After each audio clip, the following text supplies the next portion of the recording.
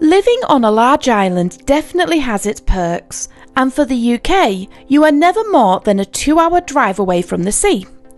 Even today, there are people who have never seen the sea in person, and the same could have been said for the UK.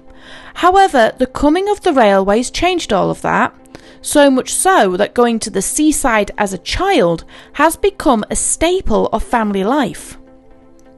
For the Victorians, it was important that they had to get as close to the water as possible. It was said that the water and the sea air was beneficial to one's health, which might have been true, as many urban areas had problems with smog, an increasing problem in the industrial age. As many of the infirm were reduced to a wheelchair or had limited mobility, beaches were inaccessible, so many looked to man-made structures like piers to get as close as possible. But piers were not originally made for this purpose. Instead, they were made for function. Many towns on the coast had wide, flat beaches, and even high tide, shallow tide levels made it difficult for ships to dock. Few towns could afford a harbour, so in 1812 the first pier was constructed in Ryde.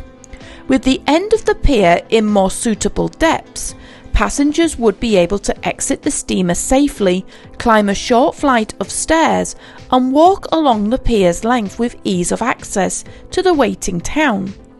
Passengers were not the only cargo, as the pier was cheaper and easier than making a harbour.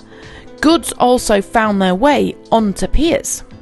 But by the 1860s, piers were being used for more pleasure than function. The Victorians found piers to be fun. Many people would love walking along the pier's length, and traders would take advantage. Cafes and penny arcades set up shop at the pier's end, ready to engage with passengers coming off the ferry, and those walking along. Some vendors would also sell penny licks, which were little ice creams in glasses, where the ice cream was licked out and the glasses given back to the vendor to be reused, or there were puppet shows to entertain.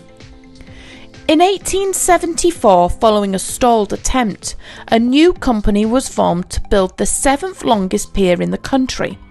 The Hythe Pier and Hythe and Southampton Ferry Company were tasked with the design and build, but progress was slow and it took 4 years before the design was approved and work began. Work was completed by 1881, where it served both the locals and the tourists well. Part of the plans on the table was the construction of a miniature railway.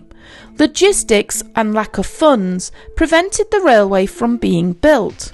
However, it was noted that the pier's deck was taking a bit of a battering, not from people, but from the trolley wheels that the porters were using, taking the luggage and goods to and from the ferry.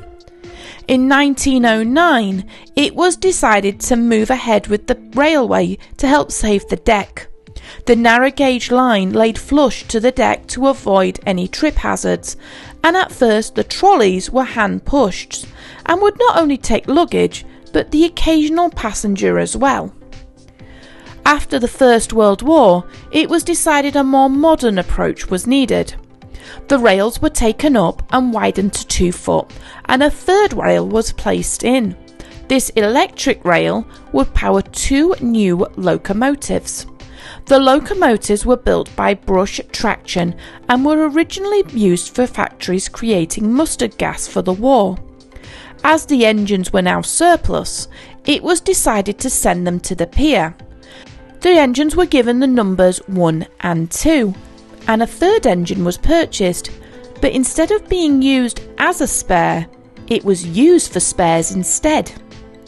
Because of their previous job, the twin engines were powered by batteries, but it was easy to convert them to draw power directly from the third rail and a 250-volt DC feed. To complement the engines, 4 purpose-built carriages were created. Logistically, there was no way to run the locomotives around, so a driving cab was also created. The locomotive would be at the landward end, with the driving cab facing the sea. If the locomotive needed work, It was a simple matter of uncoupling it and taking it by the road. The train would consist of 3 sets of coaches for passengers, a baggage car and a small fuel tanker. The tanker was designed to ferry fuel from the land to the waiting ferries. The train is timed perfectly with the Hythe ferry. The ferry connects Hythe to Southampton with a pleasant 10-minute ride. A ferry of some form has existed ever since the Middle Ages. However, in 2024, citing essential works, the company that ran the ferry, Red Funnel, pulled the service. Unfortunately, without significant investment, the work to get the ferry service back had failed to develop, and in February 2026, Red Funnel announced the intention to sell the company to investors. The sale is in its infancy, so keep an ear to the ground with developments.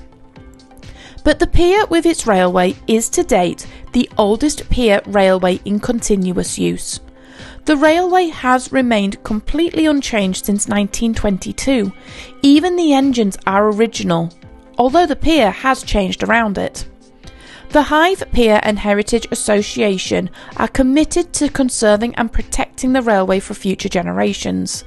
The sea air has caused some deterioration of the buildings and the rails, so work began in the early 2020s to start restoring the buildings and replacing parts of the track worn away from years of use. The restoration also includes the overhaul of the twin locomotives and the rolling stock. To date, it is the most extensive restoration project on the railway. It's not known when it will be running again, but fundraising events are helping funding, and it is hoped, like the ferry, it will be up and running very soon.